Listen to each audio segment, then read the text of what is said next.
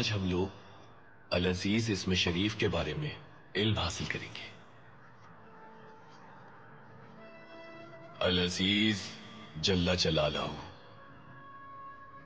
جو عزتوں کا مالک ہے، ہر شے پر غالب ہے، انتہائی قوت والا ہے، وہ اس کے آگے کوئی نہیں ٹھہر سکتا، جو ہمیشہ رہنے والا ہے۔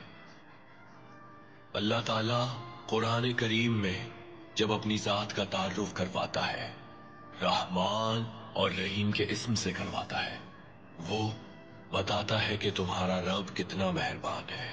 لیکن ہمیں چاہیے کہ ہم لوگ اسے عزیز اور جلیل کے نام سے یاد رکھیں۔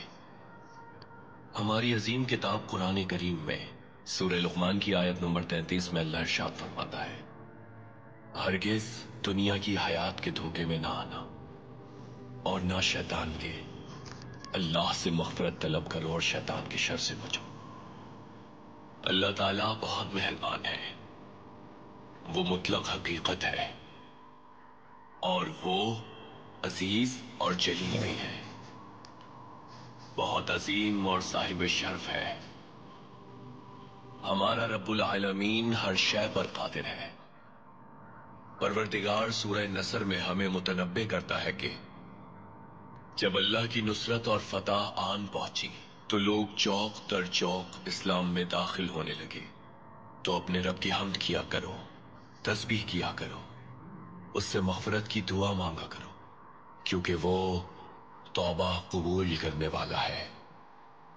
یعنی فتح حاصل کر کے یہ نہ سمجھو کہ یہ فتح تمہیں خود حاصل ہو گئی، فتح دینے والی ذات پروردگار کی ہے اور اس کی تسبیح ہے، کیونکہ اگر تمہارا نفس اس فتح سے آشنائی رکھتا ہے تو تمہیں چاہیے اللہ سے مغفرت طلب کرو۔ یاد رکھو جہاد جنگ کے میدان میں ختم نہیں ہوتا، یہ آپ کے قبیلے لوٹنے تک جاری رہتا ہے۔ قبیلے میں ہم کس سے جنگ کریں گے محترم؟ اپنے نفس سے کریں گے آئیبرس۔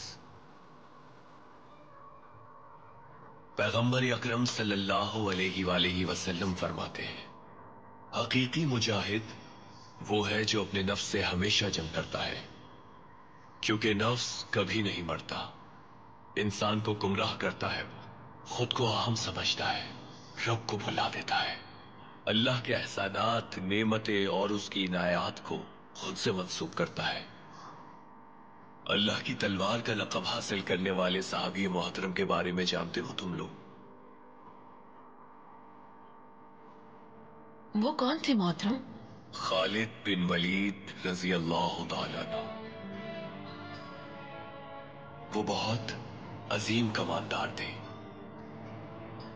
پیغمبر اکرم صلی اللہ علیہ وآلہ وسلم انہیں اللہ کی تلوار کہا کرتے تھے، یعنی سیف اللہ۔ انہوں نے کبھی کوئی جنگ نہیں ہاری، بہت سے خطوں میں اسلام کو رائج کیا، بڑے بڑے لشکر نیست و نابود کیے۔ کئی سال بعد پیغمبر اکرم صلی اللہ علیہ وآلہ وسلم جب اس دنیا سے چلے گئے،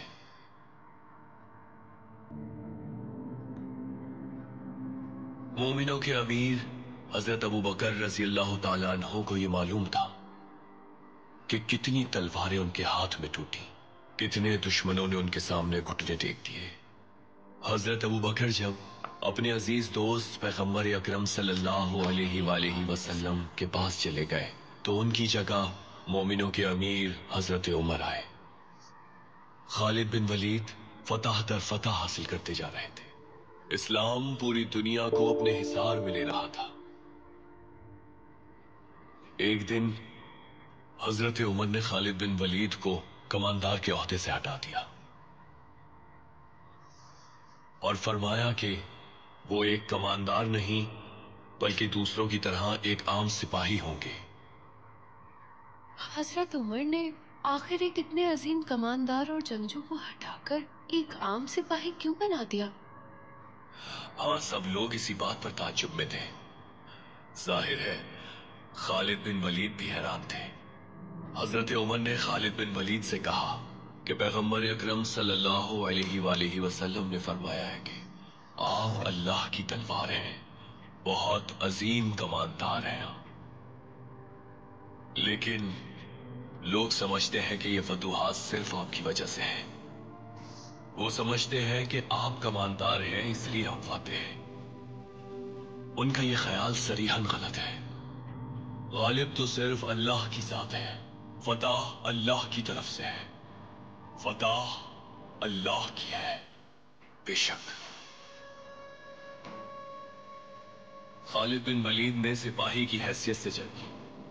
اللہ تعالیٰ نے نئی فتوحات نصیب کی اسلام کے لشکر کو۔ ایک بار پھر واضح ہو گیا کہ غالب آنے والا، فتح نصیب کرنے والا صرف رب العالمین ہے۔ عزیز اور جلیل نام ہے جس کے، جب تم ایک فتح سے دوسری فتح کی جانب بڑھتے ہو تو اصل فاتح اللہ ہے، یہ مت بھولنا۔ اللہ تمہیں ثابت قدم رکھے۔ آمین۔